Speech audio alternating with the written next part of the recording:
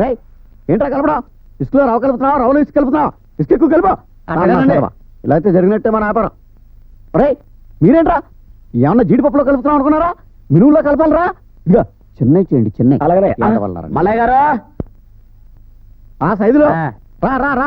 ఏ మల్లయ్య గారు మీ వాళ్ళందరికి కల్తీ గురించి ఏదో క్లాస్ ఇస్తున్నట్టున్నారు. కలియుగం ఉన్నంత కాలం ఈ కల్తీ ఉంటానే ఉంటది కానీ.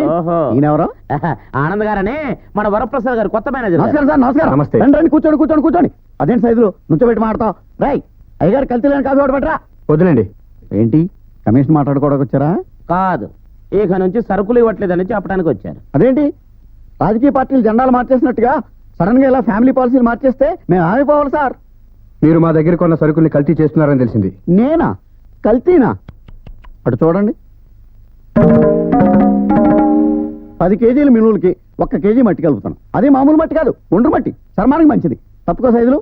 ఇది రాజమండ్రి డెల్టా నుంచి తెప్పించిన నంబర్ 1 ఇసుక, పంచదారలో కలుపుతాను. అది 5 కేజీలకి 1/2 కేజీ. అందుకే మన కల్తీ లేని కల్తీ అంటారు. ఇంతకీ మన సరుకు సంగతి ఏం ఆలోచించారు? వరప్రసాద్ గారే మీతో డైరెక్ట్ గా మాట్లాడదాం అనుకుంటున్నారు. వరప్రసాద్ గారితో వ్యాపారం గురించి మాట్లాడే అవకాశమా? హే కన్యకా పరమేశ్వరి, చూస్తుంటే నా కల్తీ బిజినెస్ కి కల్తీ లేని మంచి రోజులు వచ్చినట్టున్నాయి. ఎప్పుడు వచ్చి మాట్లాడమంటారు? రేపొద్దునే వచ్చేయండి. ఇదిగోండి మల్లయ్య గారు, వచ్చేటప్పుడు 2 కలపని రెక్సోనా సబ్బుతో స్నానం చేసినండి. అలాగే. ఊరిని అసాధ్యం గోలా.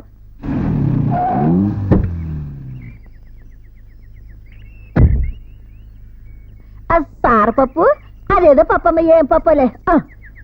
ఎవరు కావాలి? వరప్రసాద్ గారిని కలవాలి. నీ దగ్గర 10కి చిల్లరుందా? చిల్లర లేకపోతే ఆయన చూడడం కుదరదా? ముందు అడిగిన దానికి సమాధానం చెప్పబోయా. నా దగ్గర 2 5లు ఉన్నాయి. నా 10 ఏటి 5 ఇచ్చి 10 అడుగుతావుటి? ఒళ్ళే ఉందటి ఊడతా మొక్క నువ్వు. ఊరినాయను ఈ ఇంట్లో అందరూ నాకంటే కల్తీలాగే ఉన్నారు.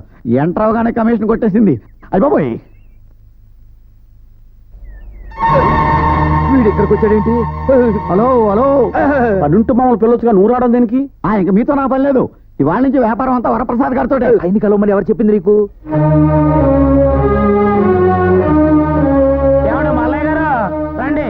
సార్ నమస్కారం సార్. వరప్రసాద్ గారు రెడీ అయినా? అసలైన వరప్రసాద్ ఎక్కున్నారయ్యా. ఎక్కడా?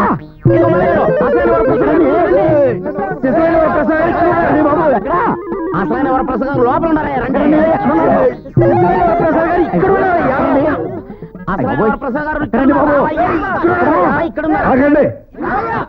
ఏమిటి గోళ?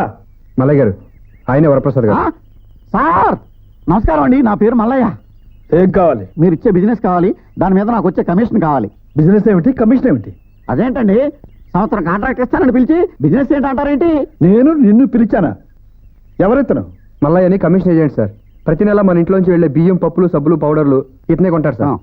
మన ఇంటి నుంచి పప్పులు, బియ్యం, సబ్బులు అన్నీ కొంటున్నాడా? ఎవరమ్ముతున్నారు? వీళ్ళే సార్.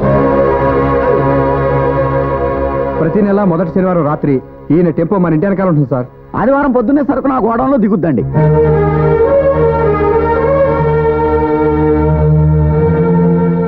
డబ్బు కోసం మీరు తినే అన్నం కూడా అమ్ముకునే స్థితికి దిగజారన్నమాట. మీ మొహం చూస్తుంటే నాకు అసహ్యం వేస్తోంది. చీ. తలకు అమృతాంజనం రాయటానికి అమ్మాయిని పంపించండి అంటే నన్ను చితకబాస్తారా?